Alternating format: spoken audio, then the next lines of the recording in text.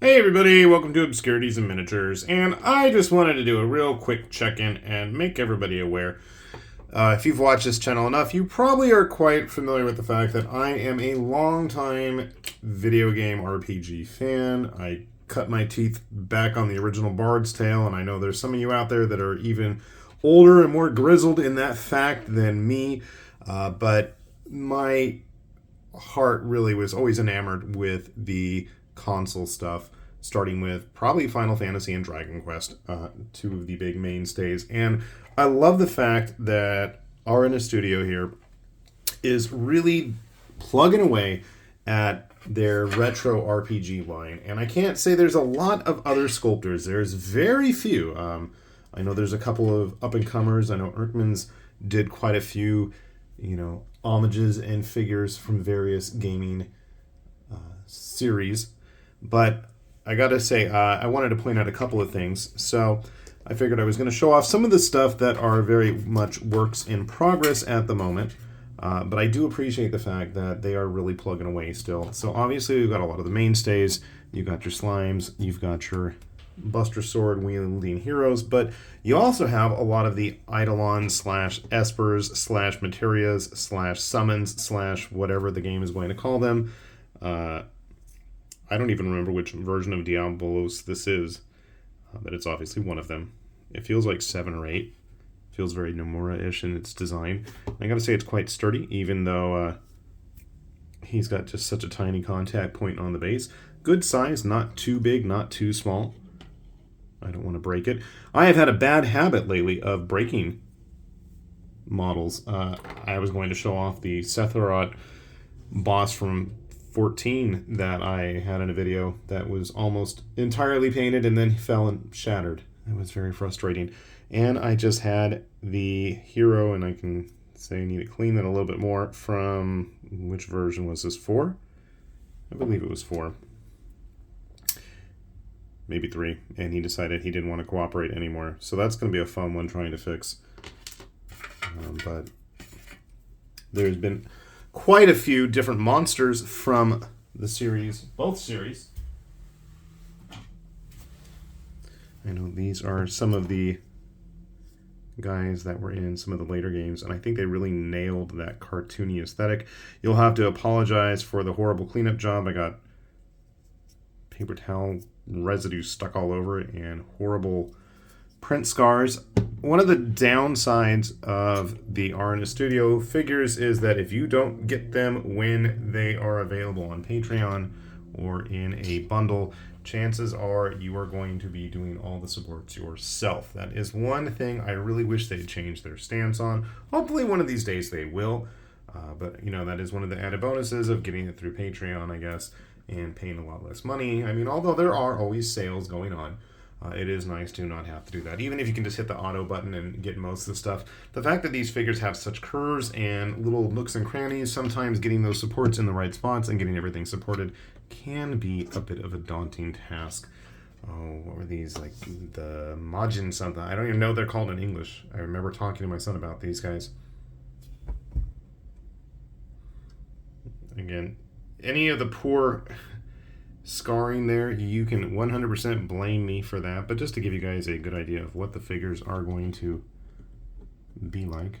I don't think he wants to stand up. I always want to say Dual Magus, but that's not the right character. So they're pretty good sizes. There are quite larger figures.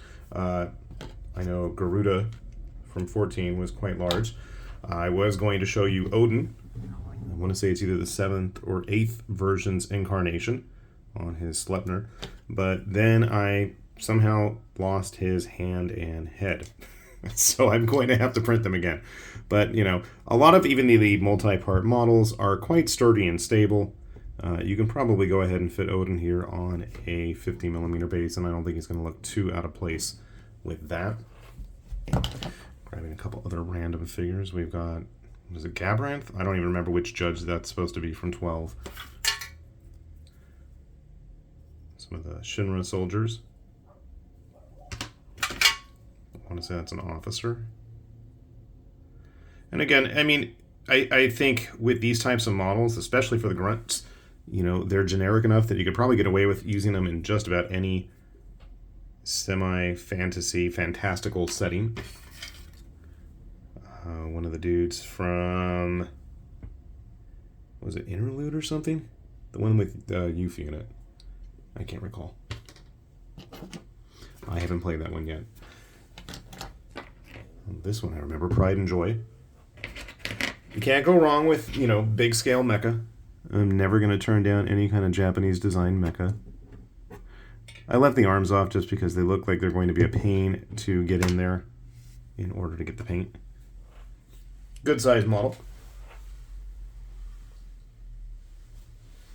I was looking for something else. Oh, that's right. So I was also going to show off one of their own creations.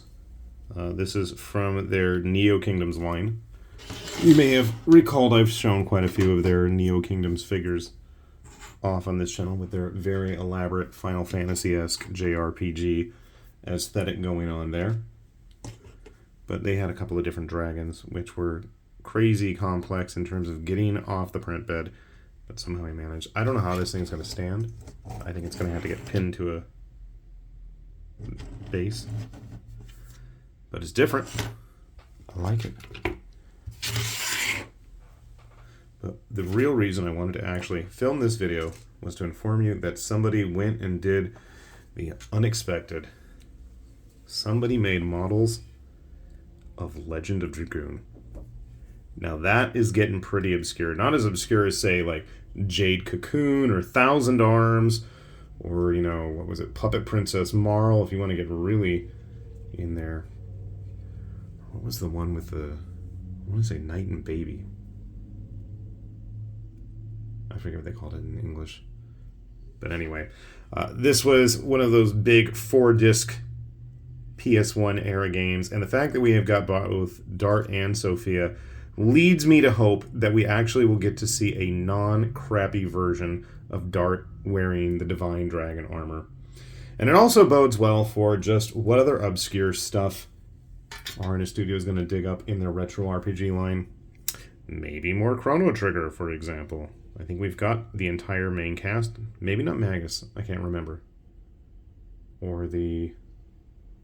Was Luca in there? I don't remember either. It's been so long since I played Chrono Trigger. Maybe we'll get some Chrono Cross models. But we've also got some classic fighting game characters showing up as well. If you haven't seen any of those. Some of the poses I wasn't a big fan of, but that may be just my sheer animosity towards certain characters in the Soul Calibur franchise. That very well could be. But yeah. If you haven't had a chance, do take a look at some of RN Estudio stuff if you dig that look. I know they've been putting out, I also should comment, they're one of the very few companies that do standard 75mm models on the regular. So if you're into that kind of larger scale painting project, they do have a lot of that. I know they've been doing a lot of anime-based ones in that scale. I think Genshin Impact figures as well. And I know they were talking about Grand Blue Fantasy figures coming up in the near future. So that's something I'm going to be keeping an eye out for, too. Like I said, if you have a fondness for many of these types of games, you can show your support, check out their stuff. And, you know, with all the various holiday seasons right around the corner of when I'm filming this, chances are you can get a lot of those models for a reasonable price. So do take a look if you are interested. So with that said, this has been High Lord Tamberlane with Obscurities and Miniatures, saying thanks for watching, and we'll see you back here soon. Bye-bye.